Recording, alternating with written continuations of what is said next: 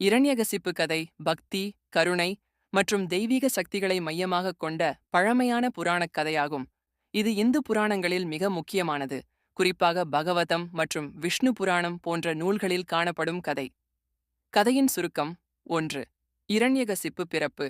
இரண்யகசிப்பு கஸ்யப மகரிஷிக்கும் திதி என்ற அசுரப் பெண்ணுக்கும் பிறந்த அசுர ராஜா. அவன் சகோதரன் இரண்யாக்ஷன் நரசிம்ம அவதாரத்தில் விஷ்ணுவால் அழிக்கப்பட்டான். இரண்யகசிப்பு தாபஸ் சகோதரனை இழந்த வருத்தத்தில் இரண்யகசிப்பு கடுமையான தவத்தை செய்தான். பிரமனை தவத்தில் திருப்தியடையச் செய்து, என்னை யாராலும் கொல்ல முடியாது என்பதற்கான வரத்தை பெற்றான். வரத்தின் விவரம்: அவனை எந்த மனிதன் அல்லது மிருகமும் கொல்ல முடியாது.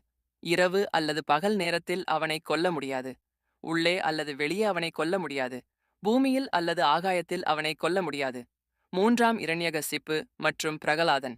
வரத்தை பெற்ற பிறகு இரண்யகசிப்பு மிக பெரிய அகங்காரத்தில் இருந்தான். விஷ்ணு இல்லை என்று எல்லா மக்களையும் அடக்கி ஆட்சி செய்தான். ஆனால் அவன் மகனான பிரகலாதன் விஷ்ணுவின் பக்தன். பிரகலாதனை விஷ்ணுவை வணங்குவதை நிறுத்த பல முறைகள் முயற்சித்தான், ஆனால் அது தோல்வியடைந்தது. 4ஆம் நரசிம்ம அவதாரம்.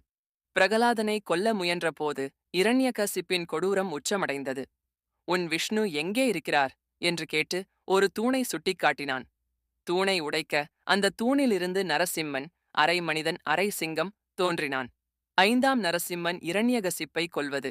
நரசிம்மன் இரண்யகசிப்பை தூணின் வாசலில், உள்ளும் வெளியும் அல்லாத இடத்தில் பிடித்தான். அவனை மாளிகையின் நுழைவில் மாலை நேரத்தில், பகலும் இரவும் அல்லாத நேரம் தனது நகங்களால் கொன்றான். மனிதன் அல்லது ஆயுதம் அல்லாதது. 6ஆம் பிரகலாதனின் வெற்றி. பிரகலாதன் தனது பக்தியால் பாதுகாக்கப்பட்டான். நரசிம்மன் அவனுக்கு அருள் செய்தான் மற்றும் உலகத்தில் தெய்வத்தின் மீது நம்பிக்கையை நிரூபித்தான். கதையின் படிப்பினை: உண்மையான பக்திக்கு தெய்வத்தின் அருள் கிடைக்கும். அகங்காரமும் கொடுமையும் முடிவில் தோல்வியடையும். தெய்வம் எப்போதும் தனது பக்தர்களை காப்பாற்றும். இரண்யகசிப்பு கதையால் பக்தி மற்றும் தர்மத்தின் முக்கியத்துவம் தெரிகிறது.